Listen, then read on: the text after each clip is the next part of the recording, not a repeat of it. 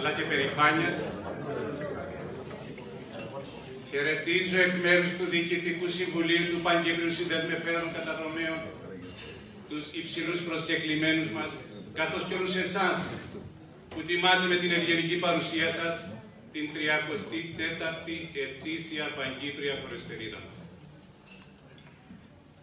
Όπως γνωρίζετε, ο Παγκύπριος Σύνδεσμος Εφέδρων Καταδρομέων γεννήθηκε από την τέφρα εκείνων που πέσαν ευκλαιώς στον κάλλιστον επιθύρες της πατρίδος αγώνα, ευρώστος αμυνόμενοι.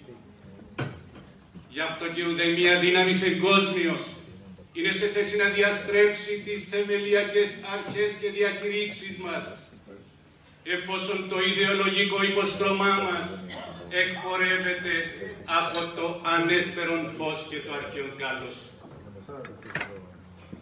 Ουδέποτε στο διάστημα αυτό της πολύχρονης και ευδόκιμης παρουσίας μας προτιμήσαμε το ωφέλιμο από το τίμιο.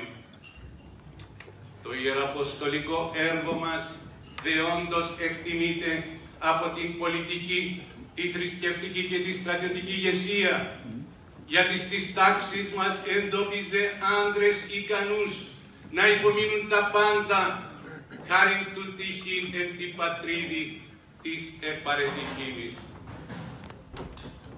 Όπως και στις ηθικές εμπροστοφυλακές του έθνους, που ξυπνούσε το πνεύμα του Ηράκλειτου με το θρασίβουλο και το σοφό Εκατέο, έτσι και εμείς θα προετοιμάζουμε το περιούσιο του το τμήμα του ελληνισμού για τη μεγαλύτερη ώρα της ιστορίας του. Δεν απελπιστήκαμε για τη σωτηρία της πατρίδας μας τόσο νωρίς, όσο ο Βρούτος στο πεδίο των Φιλίππων το 42 π.Χ. Εκρηκτικοί και αυτοπειθαρχημένοι, πάντα θα δειξούμε να αντιμετωπίσουμε τους μύδους, κάνοντας την ιστορία να αλλάξει κατεύθυνση. Με οδηγό το έξοχο πολιτικό ήθος του στρατηγού Φωκίωνα, που από το δεσμοτήριο παράγγελε στον ασήμαντο γιο του Φώκο να μην μνησεί κακή της Αθηναίης, αλλά και την πολεμική αρετή του Θηρικίωνα που το 222 π.Χ. έπεφτε στο ξύφος του σήμαστον κλεωμένη, ατενίζοντας τη λακωνική. Οι καταδρομείς ήταν και παραμένουν έτοιμοι για κάθε θυσία και να υπερασπιστούν ακόμα και τύχη που προορίζονται να πέσουν. Αυτό το οφείλουμε στα αδέρφια μας, στα Ολύμπια τέκνα της φυλής, που με τη μορφή αρχαγγέλου χάραξαν στους δρόμους του ουρανού το όραμα της Ρωμιοσύνης. Αυτούς που πίστεψαν στον ωραίο μας σκοπό τόσο πολύ, ώστε θα μπορούσαν να εγερθούν από τον τάφο τους για να πολεμήσουν και πάλι μαζί μας. Έντιμοι φίλοι,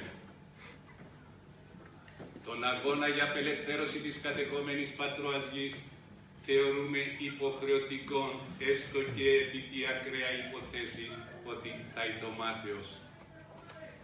Αναπεπταμένας ως εκ τούτου θα φέρουμε τα σημαίας εις πείσμα όλων των εφήμερων κολλημάτων, γιατί άλλως κινδυνεύουν το λίκνο και το μνήμα μας, ο όρθρος και ο εσπερινός της ελληνικής ψυχής μας.